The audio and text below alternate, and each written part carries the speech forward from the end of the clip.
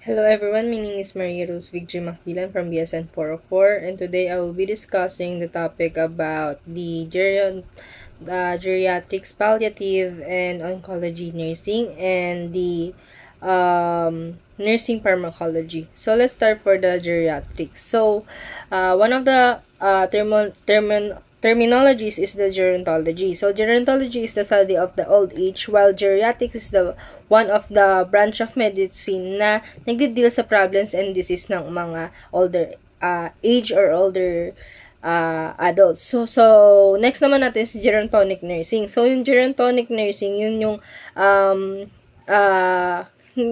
care or nursing care na binibigay natin sa mga older patients or the older adults. So next naman natin is yung geriatric nursing. So yung geriatric nursing, yun yung tawag natin sa mga older patients na who are ill. So gerontological nursing, yun yung specialty ng nursing na pertain yung older adults. Mapa-well man yan or mapa-ill na older adults. So next naman natin is the national policies on older people or the older patients. So let's start for the Republic Act. So the Republic Act, first is the Republic Act 344. Yung Republic Act 344, yun yung accessibility law of 1982. So yung RA 344, yun yung requirements or standards na kailangan mayroong buildings, facilities, and utilities for public use of accessible to PWD and senior older person. So, next naman natin is the RA 7876. Yun yung Act of Establishing the Senior Citizens Center in the all cities and municipalities of the Philippines and the appropriating funds for the funds therefore. So, yung RA 7876, yun yung pinoprovide na ito, yung establishments para sa mga senior citizen centers para makater yung older persons and interaction sa mga needs ng mga senior citizens.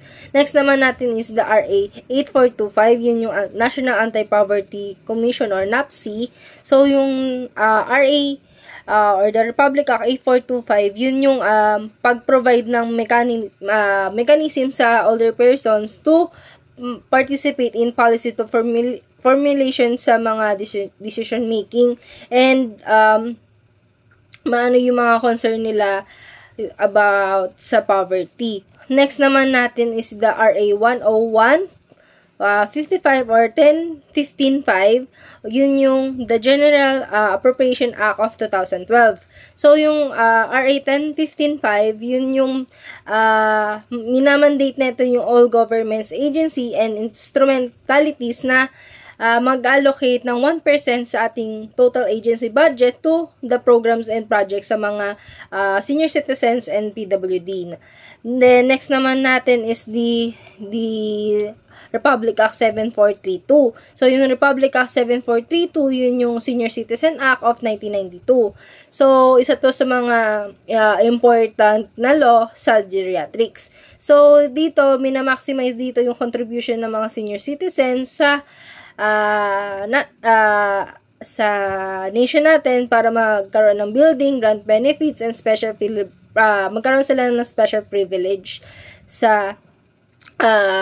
magkaroon sila ng special privilege. While yung RA 9994, yun yung Expanded Senior Citizens Act of 2010, yun yung parang updated na ng RA 7432. So, dito yun nga, yung pag-provide ng mga health care services sa mga senior citizen, like yung mga magkaroon ng mandatory PhilHealth coverage, free medical services, free vaccines, and discount sa mga pagbili nila ng medicines. Then, magkaroon ng social pension of 500 per month to kapag nag-age na ng 77 years old and over. So, next naman natin is yung presidential proclamation. So, sa proclamation, meron tayong una is the President Proclamation of 470 series of 1994. Yun yung Elderly Filipino Week. Yun yung first week, ginaganap to tuwing first week of October. So, yun yung tinatawag natin na Elderly Filipino Week.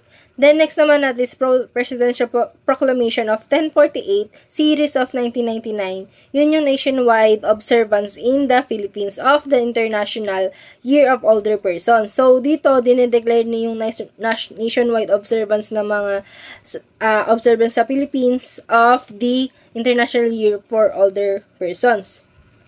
So, next naman natin is yung executive orders. So, sa EO 105, series of 2003, yun yung group homes and foster homes. So, dito ini-implement yung program na to para mag-provide ng group homes or foster homes sa mga senior citizen or older persons or people na nileglect sila, na inabandon na, and may case ng abuse and detachment sa family nila. Pwede rin sila sa PWD and sa mga older persons. Next naman natin is the administrative order. So, yung administrative order 4 series of 2010, yun yung guidelines on the home care support services for senior citizens. So, dito, in-issue na to ng DSWD na in-establish yung community-based healthcare services. So, next naman natin is the sa senior citizens, yun yung mga privilege nila. So, sa mga privilege ng senior citizens, meron silang una, yung 20% discount sa mga establishments relative sa mga transportation, lodging, restaurants, and all. Then, pangalawa naman is minimum of 20% discounts on admission fees like theater, cinema, concert. Next naman natin is yung exception from the payment of the individual income taxes.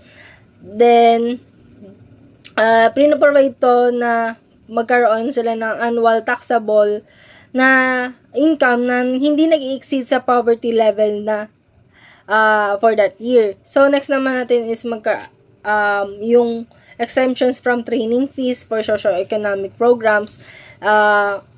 Also, they have the free medical and dental services sa mga government establishments. And then, the continuance of the same benefits and privileges. So, sa ang characteristics ng older adult population, so kapag sa general 65 years old and older.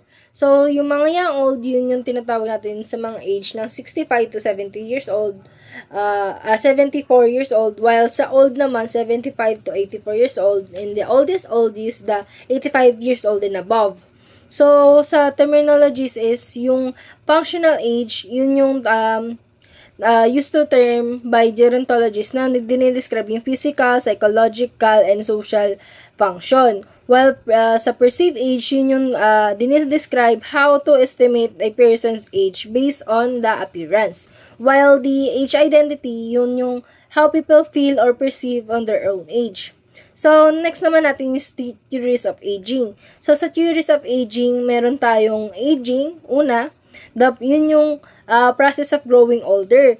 Sa nagre-result process of growing older that begins at birth. So next naman natin is non-stochastic theories. So yung non-stochastic theories, yun yung ini-explain natin yung biological aging na nagre-result from the complex from predetermined factors or processes. So, next naman natin stochastic theory. So, sa stochastic theory, dito binaview yung effects ng biological aging na nagre-result from random assaults from both the internal and external environment. So, yung biological aging, yun yung progressive loss of function, nagkakaroon ng balance of positive factors such as the healthy diet, regular exercise, meron silang obesity, unhealthy lifestyle, multifactorial processes involving the genetics and oxidative stress. So, yung biological aging theories, meron tayong stochastic theories. So, sa stochastic theories nga, yun yung aging due to chance. So, ang iba't ibang klase ng stochastic theories is, una yung cross-linking theory. So, yung cross-linking theory, yun yung due to exposure sa mga chemicals and radiation, radiation. So, kapag mataas yung crosslinks natin, nagkakause ng mababang flexibility and elasticity na nagkakause ng increase of rigidity in tissues. So, next naman natin is the free radicals and lipofuscin theory. So, free radicals and lipofuscin theories, yung sa free radicals, yun yung highly reactive na atom or molecule na nagke-carry sa unpaired na electron. So, yung pag pinagsama ang free radical at saka molecules, nagkakause siya ng oxidative stress. While kapag meron tayong, persistent yung oxidative stress, nagkakause siya ng disruption sa ating cell membrane. And sa magkakaroon ng alteration sa DNA and protein synthesis. While sa wear and tear theories, yun yung repeated and use on and injury of the body over time. So, sa evolutionary theories, meron tayong related to genetics. So, sa evolutionary theories, meron tayong iba't ibang klase ng evolutionary theories. Una dito is mutation accumulation theory. So, sa mutation accumulation theory, yun yung nag-occur due to the declining force sa ating natural selection of age. While sa antagonistic pleiotropy theory, yun yung accumulated mutant genes na nagkakaroon ng negative effect sa late life natin na nagkakaroon ng beneficial effects sa early life. While sa disposable soma theory, yun yung related to the use of the body's energy rather than to the genetics.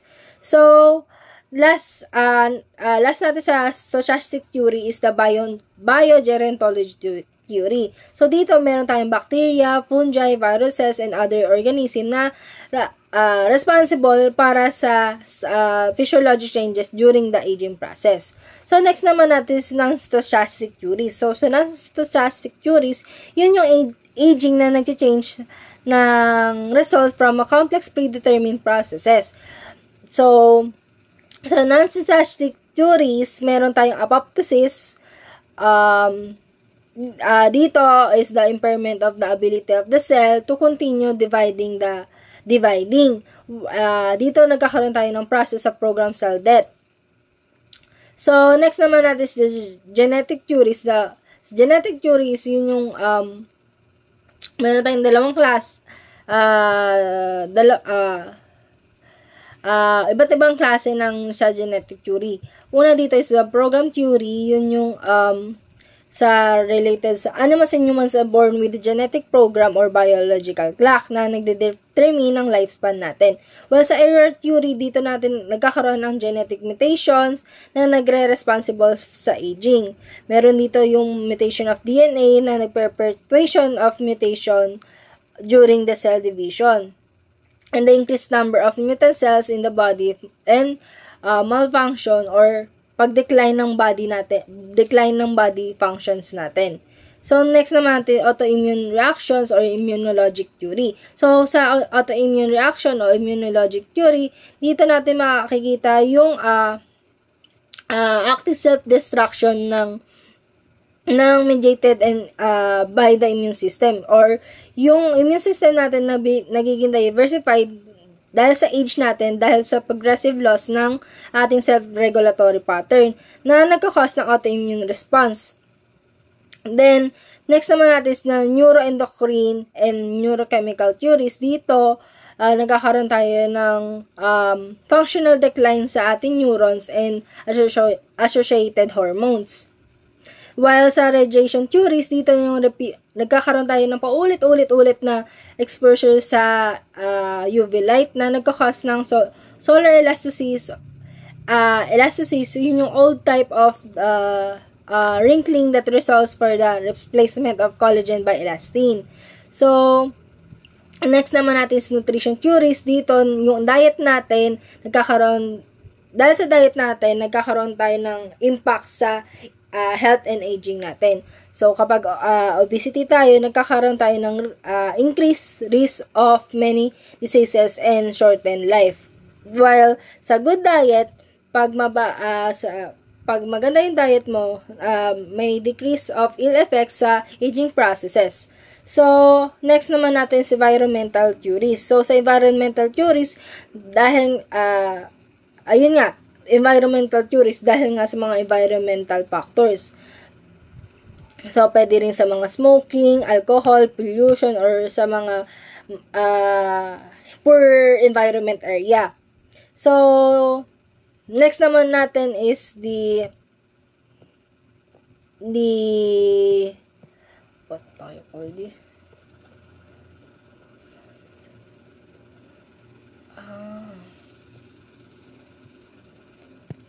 Next naman natin is yung mga common changes during aging. So, ang common age related changes sa body natin during aging is yung una, cellular changes dahil nga sa mababang number of cells na nagkakos ng mababang functional of ng cells. So, dahil dito mababa yung metabolism natin, pag sa 50-year-old, mayroon tayong 95%, pag 70-year-old, nasa 85%. Yung effect nito is mababa yung cold tolerance, yung mataas yung weight natin, nagkakaroon ng increase of weight, then mababa or decrease yung efficiency sa glucose usage natin. While yung lung capacity natin, pagdating sa 85-year-old, nagkakaroon tayo ng 50%, mababa rin yung muscle strength natin, kidney function, mababa rin yung body mass, mataas yung fat tissue natin, mababa yung cellular solids and bone mass. While sa physical appearance, yun nga, nagkakaroon tayo ng mga wrinkles, nagkakaroon tayo ng grayish or whitish hair, then, pagkakaroon ng, yung pag-wrinkles ng balat, then, sa respiratory system natin, yun nga, nagkakaroon tayo ng snoring, obstructive apnea, then, nagkakaroon rin tayo ng mababang secretions from submucosal glands, then, sa cardiovascular naman natin, mababa yung stroke or decrease yung stroke volume natin by 1% each year. So, mababa rin yung efficiency ng O2 natin, mababa rin yung cardiac output,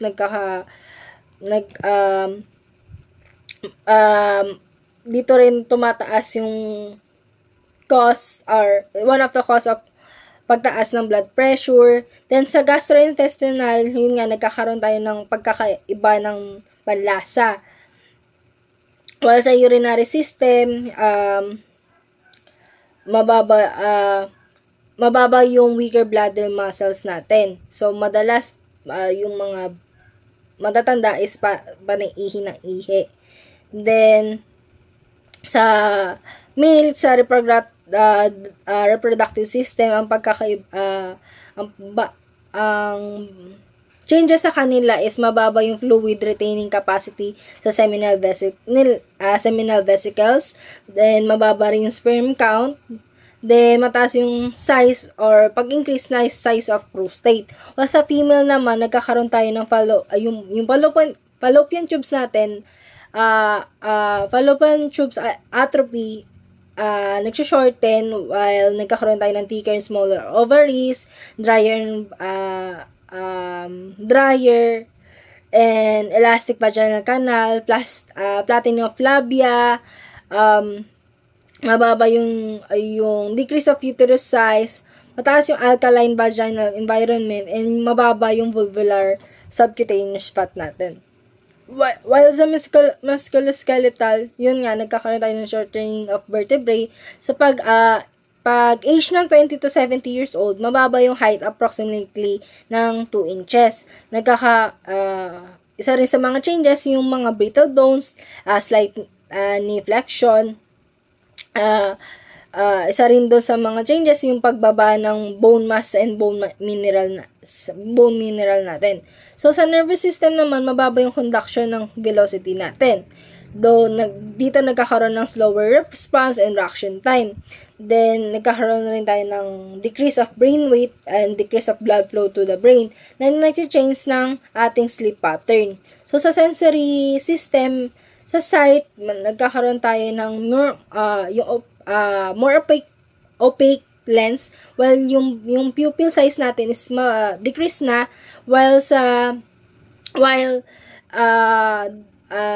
nagkakaroon rin tayo ng dark adaptation and sensitivity, decreases sensitivity to glare, while sa hearing naman natin, yung cerumen natin is increase, and cerumen and concentration natin is sa keratin is increased, while degeneration of cochlea and auditory pathways.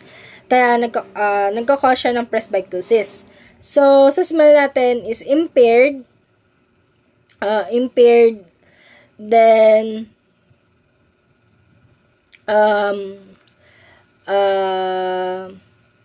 sa taste naman is yun nga, katulad ng sinabi ko kanina, nagkakaiba na yung panlasa natin, hindi na sanay sa mga maalat. And then sa touch, yun nga, decrease na yung tactile sensation natin. So sa next naman natin is the nutrition and hydration. So una natin is the quantity and quality caloric needs. So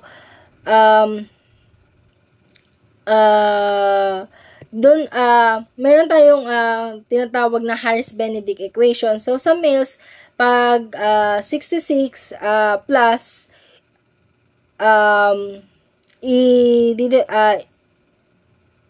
wait mo siya sa 67 years, while there 66 plus 13.7 times weight mo, ipa-plus mo siya sa 5 times in height in cm, and minus 6.76 times age in years, while sa female naman 665 plus 9.6 times weight in kilogram, plus mo siya sa 1.8 times height in cm, minus 4.7 times age in years.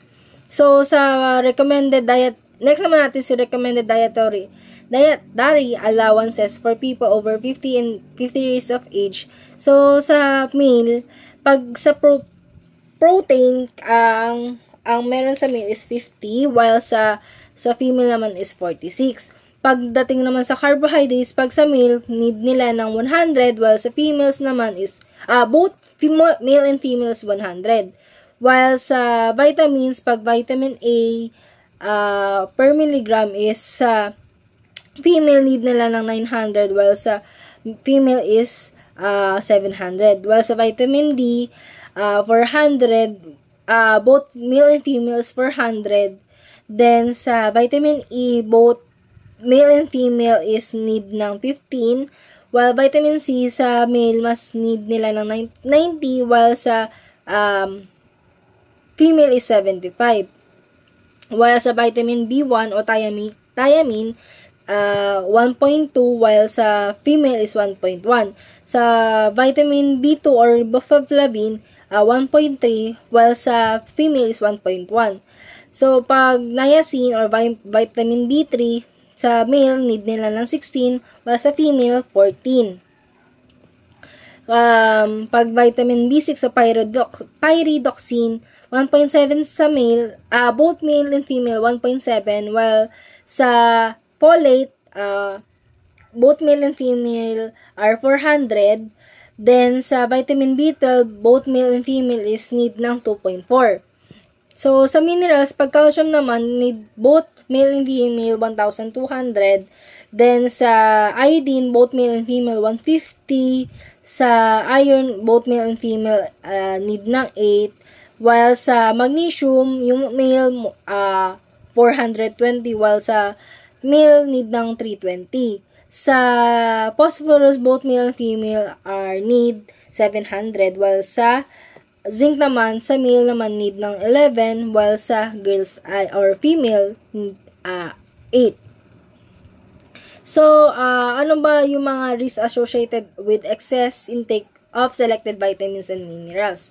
So, sa vitamin mineral, possible effects nito with high doses is yung sa vitamin D, the calcium deposits in the kidneys and arteries. While sa vitamin K, nagkaka-cause ng blood clots. While sa folic acid, nagkakaroon ng masking of vitamin B12 deficiency na nagkakause ng dementia. While sa calcium na nagkakaroon tayo ng renal calculi, impaired ability to absorb other minerals. While sa potassium, cardiac arrest. So, ano yung provision of nutritional needs in older adults? So, ang nutritional needs ng older adults is need nila ng high fiber or increased fiber like fruits and vegetables sa diet nila and fluids to prevent constipation. While we need to provide them the vitamins and mineral supplements as prescribed, and we need to provide or instruct them or encourage them to have skim milk rich in protein and calcium and fat and cholesterol. Then we need to have or provide them the increased protein in diet but reduce in calories. Also, we need to advise them to limit their foods like increase of in trans and saturated fats and salt and added sugar. So, sa next naman natin is nutritional assessment ng older adults. So, ang important dito is the indicators dito is yung skills. Sa S for the sadness or mood change, C for cholesterol or increase of cholesterol, A for albumin or decrease of albumin, L is for loss of or gain weight, then E for eating problems, S for shopping and food preparation problems. So, next naman natin is the oncology. So, sa oncology, yung oncology, meaning nito is came from the ancient Greece, yung onkos na means nito is bulk or mass or tumor.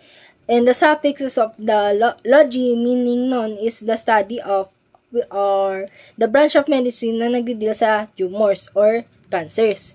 So, oncology is yung mga medical professional na nagpa-practice ng oncology. So, terms to be familiar with, yun, first is the hypertrophy. So, hypertrophy, yun yung increased size of the normal cells. While the atrophy, yun yung pagkakaroon ng shrinkage or shrinkage na pagbaba or pag-decrease ng cell size natin. Hyperplasia, yun yung increased number of normal cells, where the metaplasia, yun yung conversion type of mature cells into another type that is not typical for the tissue. While the dysplasia, yun yung alteration ng cell shape, appearance, and distribution. While anaplasia, yung disorganized having irregular cells. Then, sa process of carcinogenesis, so, yun yung transformation of normal cells into the cancer cells. So, una, yun yung initiation process or initiation.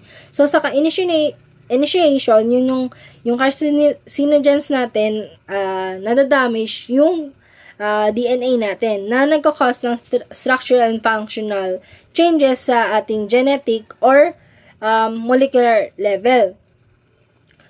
Yung damage nito nagkakause ng reversible or nagkakaroon ng genetic mutation na yung genetic mutation na yun nagkakause ng cancer. So, next naman natin is promotion. Yung promotion, yun yung additional assaults to the cell cause ng further genetic damage na nagkakause ng malignant conversions. While sa progression, yung cells natin nagkakaroon ng pag-increase ng malignant appearance and behavior in developing ng invasive cancer na nagkakause ng metastasize or yung spread ng cancer cells sa body natin. So, ano ba yung mga classification of cancer according to the tissue of origin? So, yung carcinoma, yung tawag doon is, yung carcinoma, yun yung tumor na nag-arise from epithelial tissue natin. So, one of the example of this is the basal cell carcinoma. Yung basal cell carcinoma, yun yung sakit sa skin. So, sa sarcoma naman, yung tumor na nag-arise from supportive tissues na one of the example of this, the osteosarcoma or sa bone. Adenocarcinoma, yun yung tumor na nag-arise from glandular tissue, like yung lungs and ovaries. So, may mga two types of classification of neoplasm. Yun yung benign and malignant. Yung benign, yun yung non-cancerous, non-malignant, hindi nagsaspread sa body parts natin, hindi rin siya harmless, hindi rin siya painless rin siya. Yung benign, remains benign pa rin siya, then isa siya sa capsulated. While sa malignant, yun nga, cancerous, nagkakause ng metastasize, then aggressive, capable spreading, nag-grow siya uncontrollably. So, ano nga ba yung characteristics ng benign and neoplasm and malignant neoplasm? Sa benign, sa pagdating sa speed of growth, yung benign is nag-grow slowly. While sa malignant, nag-grow rapidly. While they have the periods of, sa benign, may periods of remission, while sa malignant, nagta-tends to grow to relentlessly. While sa benign, continues na mag-grow unless surgical remove, while sa malignant, rarely neoplasm may regress spontaneously. Sa pagdating naman sa mode of growth, ang benign is nagkakaroon ng nag-enlarge siya and nag-expand. But they remain localized and does not infiltrate the surrounding tissues. While sa malignant naman, nagkakaroon siya ng infiltration sa surrounding tissue na nagre-remain localized, but usually nagsaspread siya throughout the body or sa iba't ibang body parts. While sa pagdating naman sa capsule, pag benign, capsulated, while sa malignant is non-capsulated. So, sa benign nga, almost always contained within the fibrous capsules. May capsules nagpe-prevent to ng infiltration, but hindi siya nag-expand. So, yung encapsulation niya, pwede siyang mas surgical removal, mas mapapadali yung surgical removal niya. Well naman sa malignant, na hindi siya encapsulated siya, na dahil nga encapsulated siya, na mas nagsaspread yung malignant sa body natin, or yung invasions ng cancer cells sa body natin, or sa mga surrounding tissue. So, dahil doon, nagkakaroon tayo ng difficulty of removal surgically, difficulty ng removal of tissue or the cancer cells sa body natin. While sa cell characteristics naman, pag benign, usually well differentiated, few or no mitotic figures, anasplastic, cells absent, na usually nagsisecrete ng hormones sa glandular tissues, while sa malignant naman, poorly differentiated, na with a large number of abnormal mitotic figures. So, sa recurrence naman, pagdating sa benign, they have the uncommon after surgical removal. Well, sa malignant naman, nagkakaroon siya ng common after surgery due to spread into the surrounding tissues. So, pagdating naman sa benign, hindi nagme-metastasize, while sa malignant, yun nga, nagkakaroon ng metastasize and nagsaspread siya all over the body or the surrounding tissues. So, ang effects sa host natin, kapag benign naman, hindi siya harmful, while sa malignant naman, harmful. Then, sa prognosis naman, pagdating sa benign, they have a very good prognosis. Generally, nakikure siya and pwede siya ma-surgical removal. While sa malignancy naman, depends sa cell type and early detection. Depende kung na-detect siya ng maaga, kung na-check up siya ng maaga, pwede siya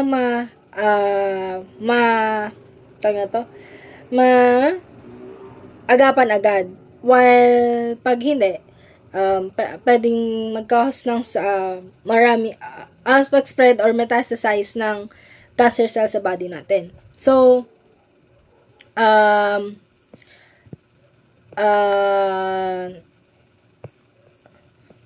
next naman natin is the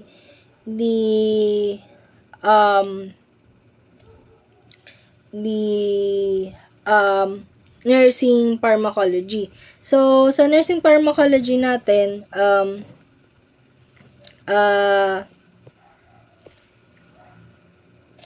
so, yun nga, yung introduction sa drugs, yun nga, yung therapeutic drugs, yun yung ginagamit siya for treatment and preventions. Then, sa illicit drug, yun yung mga illegal substances, or pag OTC or over-the-counter drugs, yun yung mga available sa mga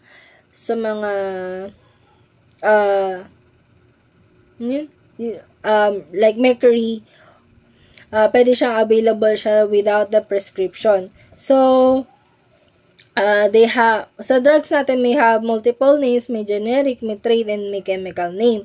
So, sa generic name, yun yung official drug name, while sa trade name, yun yung given by the pharmaceutical companies. While sa chemical name, yun yung nagre-reflect sa ating chemical structures. So, next naman natin is the pharmacokinetics. So, sa absorption, yun yung process by which the drug enter the bloodstream. So, yun yung parang, pwede dito yung mga IV therapy, oral. So, pag IV, fastest, while the oral is the slowest. The next naman natin is distribution. Yung distribution, yung pag-transport ng drug sa tissues. So, dito, meron tayong protein binding na only free with the drugs exert the effects, while sa blood-brain barrier, limits the drug enter the central nervous system. So, sa placental barrier, some drugs cross and affect the fetus. Next naman natin sa metabolism, yun yung drug conversions mainly in the liver. So, meron tayong first pass effect, enzyme inducers, enzyme inhibitors. So, sa first pass effect, meron tayong oral drugs na undergo sa metabolism before reaching the systemic circulation. While sa enzyme inducers, meron tayong like yung pag-speed up ng metabolism natin na like example of rifampin. While sa enzyme inhibitors, yun yung slow down metabolism na example na ito is the grapefruit juice. So, sa excretion, yun nga, elimination of drugs, mainly via the kidneys. So, yung mga other route na ito, meron liver, lungs, sweat, saliva, breast milk. So, meron tayong kidney function test. So, sa kidney function test, meron tayong creatinine, glomerular filtration rate or GFR. So, next naman natin is the #14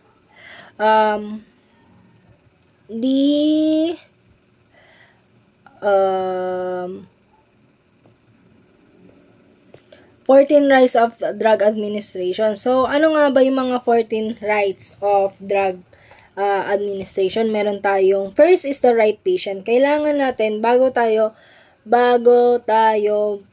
pagpasok natin sa room ng pasyente, kailangan alam na natin yung name, hindi natin need nila sila yung mag-dictate ng name or surname nila. Need natin i-verify yung identity nila bago tayo magbigay ng drug. Next naman while kapag bago magbigay ng drugs or ng medication sa patient, also need natin i-check kung may allergy ba sila sa drugs. So, next naman natin is right drug. Yun nga, kailangan natin magbigay ng right drug dahil possible, pwede natin pag tinanong, it's either allergic sila or hindi. Or para ma-check natin yung order, need natin i-check yung meds sa doctor's order. So, yun nga, lagi natin tandaan yung lasa. Yung lasa, yun yung look alike, sound alike. Kasi may mga gamot or medication na magkamuka and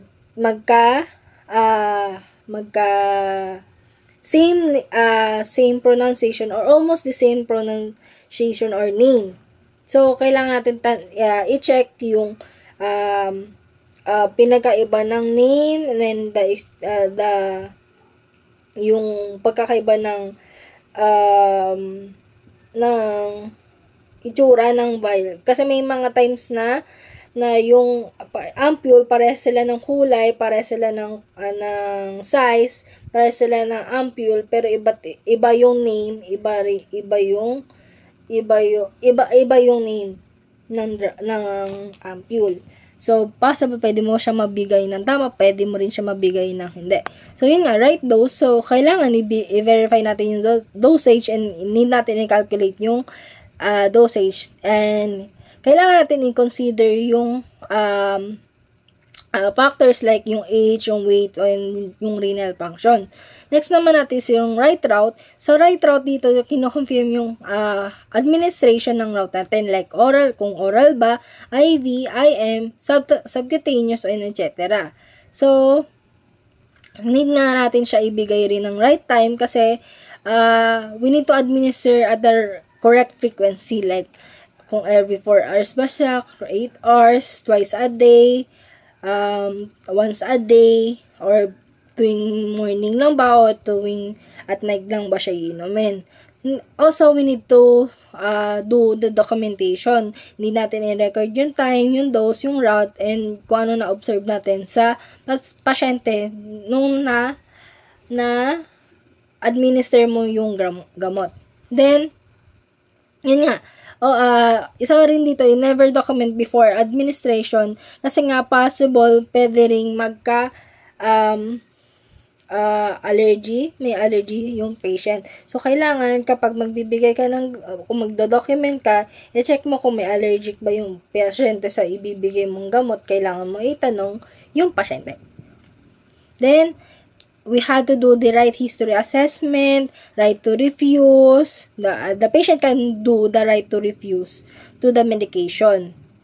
Then, right drug interaction, right education, right evaluation, right storage, right preparation, right response. So, yun nga. So, sa dosage solution, so sa metric system, meron tayong basic units or base units like the weight, in the weight, meron tayong gram, milligram, microgram, kilogram. Sa volume naman, liter, milliliter. Sa length naman, meter, centimeter, millimeter.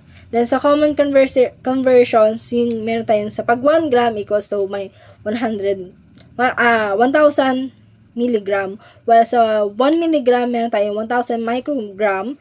While sa 1 kilogram, meron tayong 1,000 gram. Sa 1 liter, meron tayong 1,000 milliliter. So,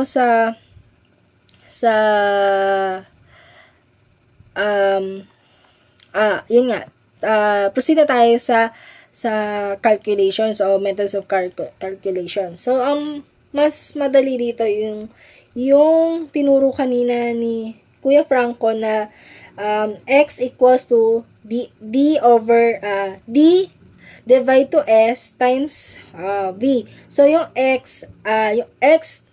yung d, yun yung desired dose, while yung S, yun yung stock dose, and yung V, yun yung volume. So, yung desired dose, need mo siya i-divide sa stock dose, then, after nun, ita-times mo sa volume. So, yun nga, example, yung 500 milligram, nasan yung aking, wait lang, yung 500, yung example, meron tayong 500 milligram na yung order is 500 milligram na paracetamol. Tapos may available tayo na 250 per 5 milliliter na meron tayong 250 per 5 milliliter na available. So, yung 500, i-divide mo siya sa 250. Yung 500, yun yung desired dose, while yung 250, yun yung stock dose mo. So, yung 500, 500, divide mo siya sa 250. Yung 5, yun yung magiging volume natin. So, equals to 2 times 5 equals to 10. So, yung answer natin is 10 mm. So, yung 500, yun yung desired dose. 250 is the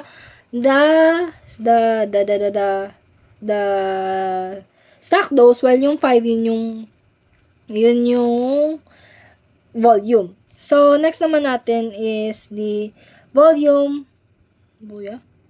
dnx. So, yung S, yun yung stock dose, V for volume or form of available dose, D for desired dose, X to anong volume needed. So, example nito is yung 500 mg na amoxicillin. So, yung order is 500 mg. So, may available tayo ng 250 per 5 ml. So, yung 250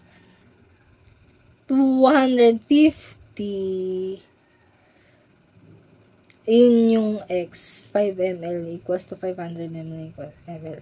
So, yung 500, yun yung order. Ita-times mo siya sa 5, then, i-divide mo siya sa 250. So, yun nga, naging 10. Oh my God, tama ako.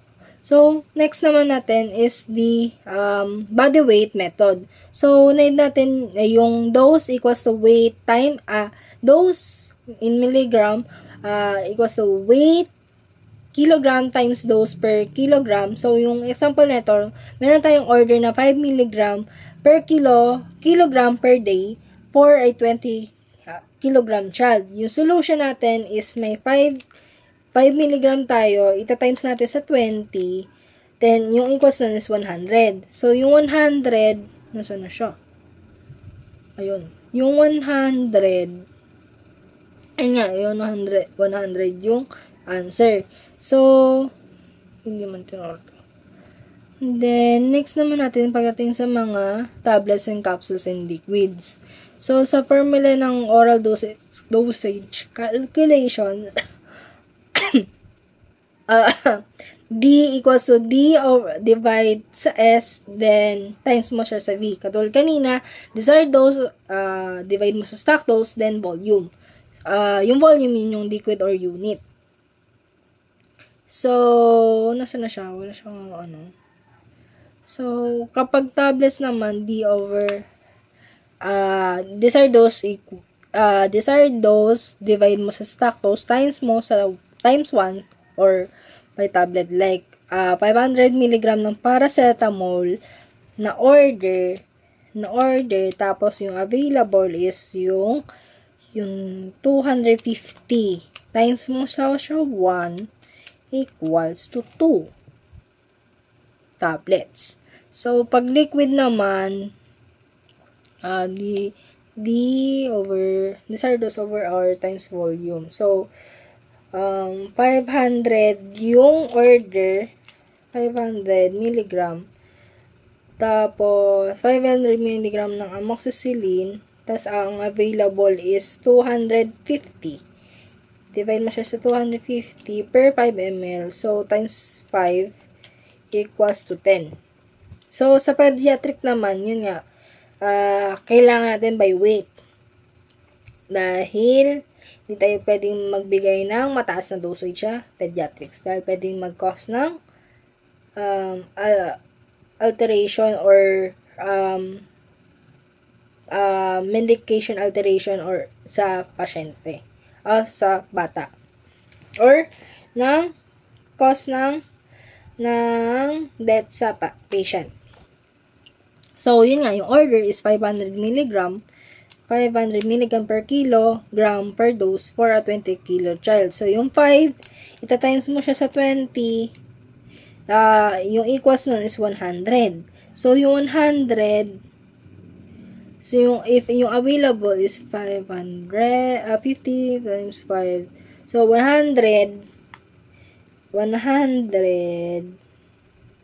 i-divide mo siya sa 50, times mo siya sa 5, equals to 10. So, yun nga, kailangan natin,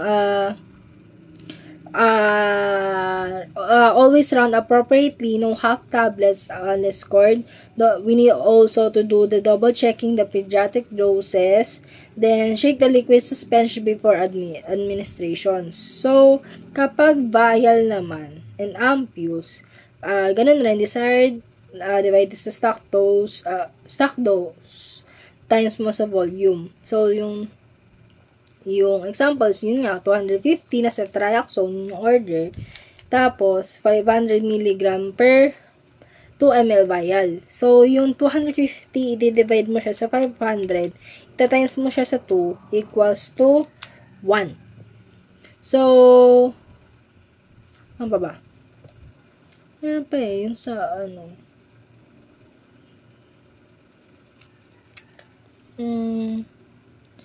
insulin. Ayun, sa flow rate naman tayo. Next naman natin is sa flow rate.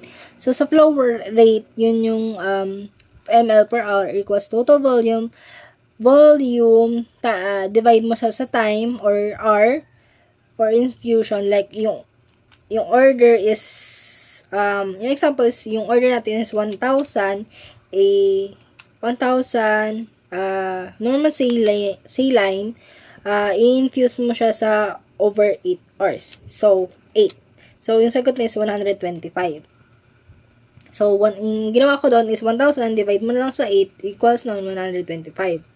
So, sa IV push rate naman, meron tayong time equals to total volume, divide mo siya sa recommended rate or like ml per minute. So, yung order is morphine ng 4 mg IV push over 2 minutes. Available mo is 10.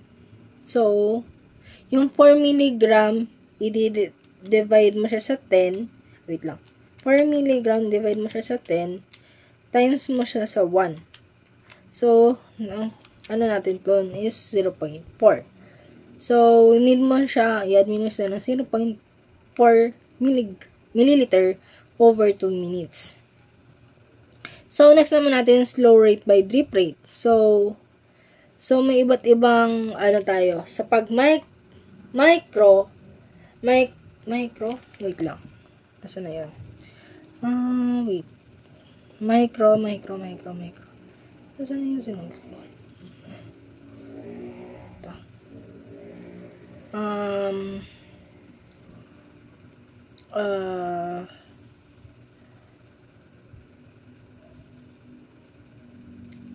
Katulad sa sinulat ko kanina, meron tayo sa micro. Where's that? Micro. Pagdating sa draft factor, pag macro set, pag ang cheat code doon, kapag draft factor mo is 10, need mo siya i-divide sa 6. Pag draft factor mo is 15, i-divide mo siya sa 4. Pag draft factor mo is 20, i-divide mo sa 3. Pero kapag microset, matik na yon na i-divide mo siya sa 1. Yun nga. So, yung flow rate natin is, yung 500 milliliter, divide mo, ang order natin is 500 milliliter na D5 water over 4 hours. So, yung draft factor natin is 15. So, yung 500 ml, ita-times mo siya sa 15. Wait lang. 500, i-divide mo siya sa, ita-times mo siya sa 15. Tapos, i-divide mo siya, dahil nga 15 siya, need mo siya i-divide sa 4. So, divide mo sa 4, divide mo, wait lang, 500 times 15 equals 700. Tapos divide mo sa 4 times 60 equals, boy hindi. Alam ko. Mali. Wait lang. 500 times mo siya sa 15 divide to 4. Diba? 31 drops per minute. Pag micro drip, 60, matik na 60 drops per minutes. While sa macro drip, 10 to 20 drops per minute, drops per milliliter for faster infusion. So, sa pag IV pump, like, per IV pump naman, ang order mo is nasa 1,000 na LR, i-infuse mo siya sa 12 hours, divide mo siya sa 12 hours, equals to 83. Pangat pa lang. Ayan. Okay, yun. 83 or 8.83 milliliter per hour.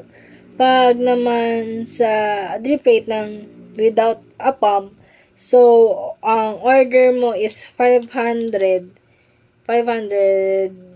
normal saline over 5 hours. So, 500 times mo siya sa 20.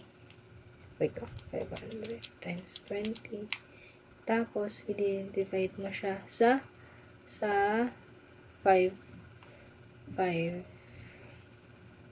I-divide mo siya sa 5. 500 times 20. Tapos, divide mo sa 5 times 60. 33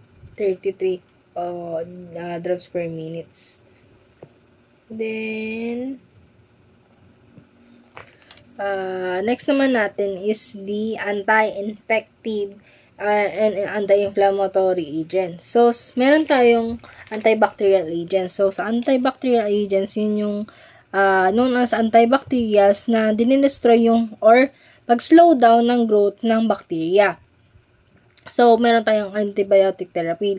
So, yung antibiotic therapy, yung goal nun is ma-reduce yung bacterial load sa ating immune system na effectively na pina-fight yung infection.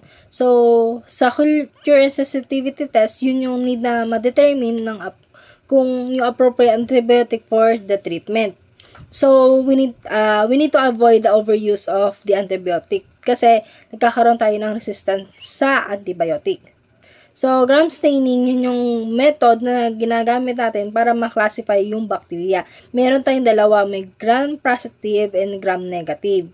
So, yung gram-positive, yung retains ng gram stains, is often linked to respiratory and soft tissues infections like yung mga streptococcus and Streptococcus pneumoniae. While sa gram-negative, yun tayong does not retain the gram stain, often cause ng mga urinary and gastrointestinal infection like the E. coli. So, next naman natin is the classes of the antibiotics. So, meron tayong aminoglycosides. Yung aminoglycoside, ginagamit yon para sa serious gram-negative bacterial infections like the Pseudomonas aeruginosa or the E. coli. So, yung absorption nun is meron tayong poor from the GI tract but well absorbed via IM or intramuscular injections. Sa ang contraindicated naman to sa mga may allergy, may renal hepatic disease, hearing loss, and pregnancy. While yung adverse effect naman nito is neurotoxicity, ototoxicity, nephrotoxicity, gastrointestinal and cardiac issues. So, yung next naman natin is carbapenems. Yung carbapenems, ginagamit siya sa mga serious infections na like yung respiratory or intra-abdominal. Yung contraindications nun is yung mga kung meron allergy yung pasyente, may seizure disorders, pregnant or lactating parent or mother or patient. So, yung adverse effect nito is the pseudomembranous colitis, diarrhea, superinfections, then headache, dizziness, and dizziness. So, next naman natin cephalosporins. Yung cephalosporins, yun yung ginagamit to para sa mga respiratory, urinary, and skin infections.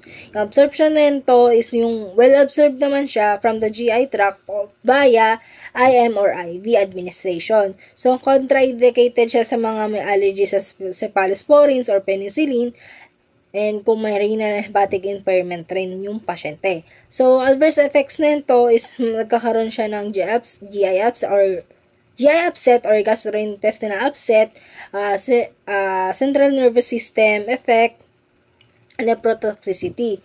So, next naman natin is fluoroquinolones. So, yung fluoroquinolones used siya sa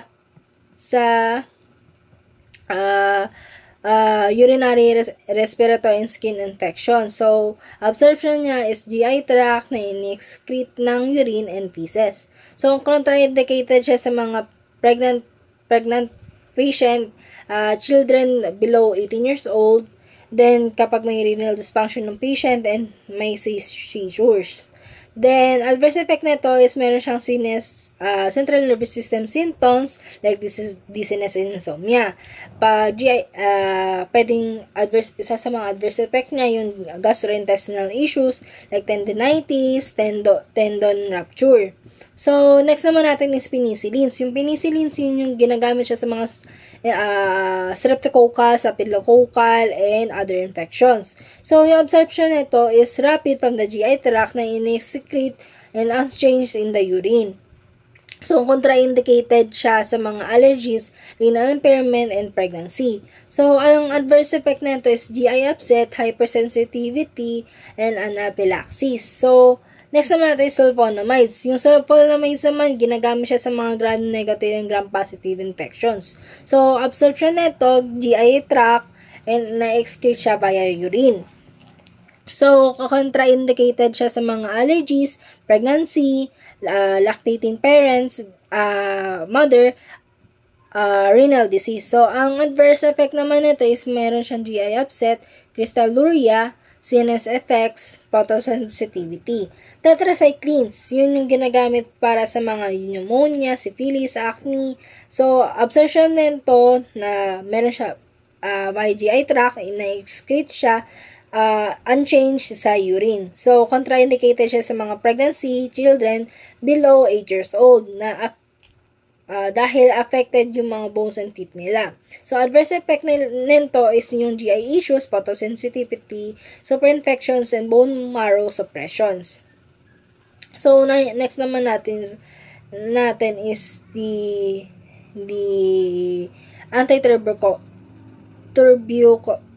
tuberculosis. So, yun nga, yung anti-tuberculosis ginagamit sa mga merong TB patients. So, meron tayong mga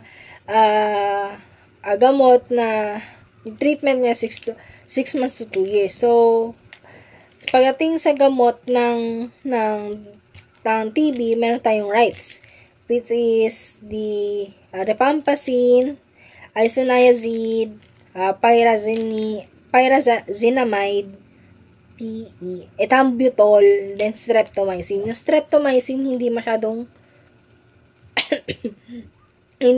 na masyadong ginagamit dahil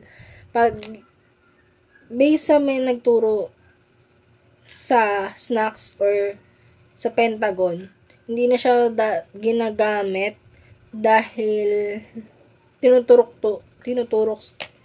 IM araw-araw. Kaya parang nagkakakross siya ng parang hindi na siya nagagamit. Ngayon, hindi na siya masyadong ginagamit. Parang more on ripe na lang. Wala ng S. So, next naman natin is the antiviral agents. So, yung antiviral agents, yun nga, trinitreat yung viral infections na inhibit yung replication ng viruses. So, meron tayo dito yung mga agents for influenza A and respiratory virus. So, common drugs nito yung amantadine, oseltamivir, zanamivir. So, yung action nito, prevent niya yung viral replication ng influenza. So, yung pharmacokinetics nito is na-absorb niya from the GI or respiratory tract na ini-excreted sa urine. So, contraindication nito yung mga renal impairment, then pregnancy. Adverse effect nito is lightheadedness, dizziness, nausea, urinary retention. So, next naman natin is yung agents for herpes and cytomegalovirus or CMV. So, common drugs nito is yung mga acyclovir, famiciclovir, valacyclovir. So, action nito, iniinhibit niya yung viral DNA replication. So, yung pharmacokinetics nito, ina-absorb niya ina-absorb niya orally or parenterally na ina-excrete niya through kidneys. So, contraindicated siya sa mga pregnancy, renal disease, severe CNS disorders. So, adverse effect nito, nausea, vomiting, renal dysfunction, and hair loss. So, agents for HIV and AIDS. So, yun nga, ginagamit siya sa pag-attack ng immune system, particularly helper ng T cells or CD4 cells. So, next naman natin is the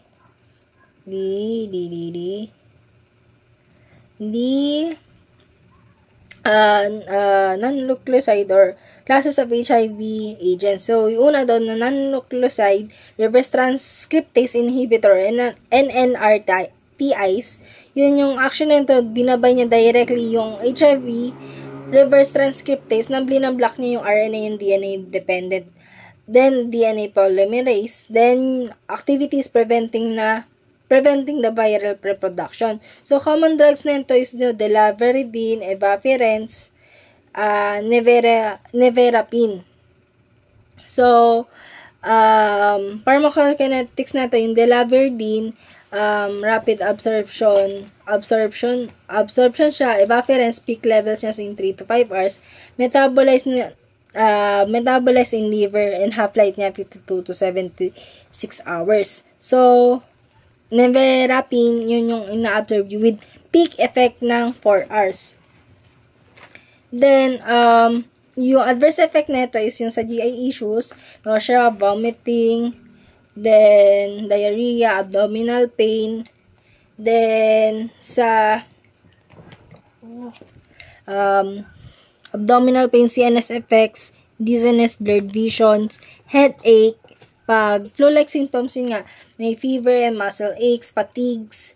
Then, sa NRTIs or the nucleoside reverse transcriptase inhibitors or NRTIs, yun nga, yung action na ito is ma-compete yung natural nucleosides na needed sa DNA synthesis na nagkakause ng termination of viral DNA replication. So, yung common drugs dito is yung zidovudine, lamivudine, and tenofovir. So, pharmacokinetics na ito, yung zidovudine, yun yung rapid absorption niya with the peak levels of 30 to 75 minute, half-life 1 hour. So, yung tenofovir, yun nga peak levels niya 45 to 75 minutes na na-excrete siya via urine. So, adverse effect na ito is serious to fatal hypersensitivity kapag abacavir na drug. Kapag pancreatitis, hepatomegaly, pag yung sa didanosin na gamot. Pag severe hepatomegaly with steatosis, yun yung para sa mga emitricitabine and tenofovir. Kapag lipodystrophy or fat distributions from lips, face, and to trunk and neck. So, protease inhibitors or PIs. So, action niya, binablock nga niya yung HIV protease and non-enzyme na necessary for viral maturation, keeping the virus non-infectious. So, yung common drug dito, yung ritonavir, sakinavir, indanavir, darunavir, atazanavir. So, pharmacokinetics nito, lahat siya tinitake siya orally. So, ang adverse effect lang dito is pag sa GI, nausea, vomiting, and diarrhea. Pag metabolic, elevated cholesterol and triglycerides. Kapag dermatological, yun yung mga rashes, pruritus, Steven-Johnson syndrome, pero rare but severe siya. Pag fusion inhibitors naman, yung action nun is na ma-prevent yung HIV from fusing with the host cell membranes na nag-block yung entry. So, yung drug na ito, mga infuvirtide or fusion, pharmacokinetics nito is yung subcutaneous injections with a peak effect in 4 to 8 hours with a half-life of 3 to 4 or 4 hours. Then, yung adverse effect nito is insomnia, depressions, peripheral neuropathy, injection sites. Pag sa injection sites naman, meron siyang pain and redness.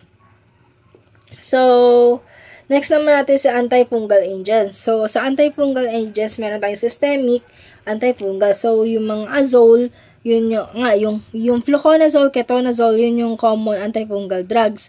So, yun yung antifungal drugs, treat niya yung systemic fungal infections. So, pharmacokinetics na ito absorbs from the GI tract, metabolized in the liver. Contraindications sa mga liver dysfunction, pregnancy, lactations. Adverse effect na ito, liver toxicity, GI issues, and potential for severe fetal harm. Pag echinocandin antifungals, common drug niya is caspofungin, micafungin.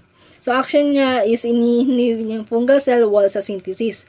Pharmacokinetics nito is ina-administer siya via IV and ini-excrete siya in urine. Contraindication siya sa hepatic impairment and pregnancy. So, adverse effect nito is hepatotoxicity, hypersensitivity, then bone marrow suppression. So, next naman natin is topical antifungals. So, yung topical antifungals na ito used for treat ng local fungal infection like yung ringworm. So, common agents na ito ay clotrimazole, miconazole, terbinafine or terbinafine. So, pharmacokinetics na ito not absorbed systematically. So, yung adverse effect na ito, local irritation or burning or rash. So, next naman natin is the antiprotozoal agents. So, antiprotozoal agents, yun nga, yung protozoa, yun yung single-cell organism that can penetrate organs and tissues. So, antimalarials, yun yung common drugs, yung mga quinine, chloroquine. Then, treatment niya is for malaria. Pharmacokinetics nga, ina-absorb niya from the GI tract na ini-excrete slowly sa urine natin. So, contraindicated siya sa mga liver disease, lactated and pregnant mothers. So, adverse effect na ito sa CNS is yung nagkakaroon ng headache and dizziness yung patient. Pag GI naman, nausea and vomiting and diarrhea. While sa others naman, possible magkakaroon sila ng visual changes and ototoxicity. So, other protozoal infections, yun nga yung mga common. Ang mga common drugs naman doon is metronidazole, pentamidine, tinidazole. So, yung use nun is para matreat yung infection sa mga like giardiasis, trichomoniasis. So, yung pharmacokinetics nito is ina-absorb siya orally na in-excrete siya via urine. So, contraindicated siya sa mga pregnant patient and kapag may renal dysfunction and CNS disease. So, adverse effect na ito is GI and nausea, vomiting, and diarrhea. Pag CNS naman, dizziness and headache. So, others naman risk of 4 superinfections. So, that's all for the geriatric, palliative, oncology, nursing, and the nursing pharmacology. Thank you.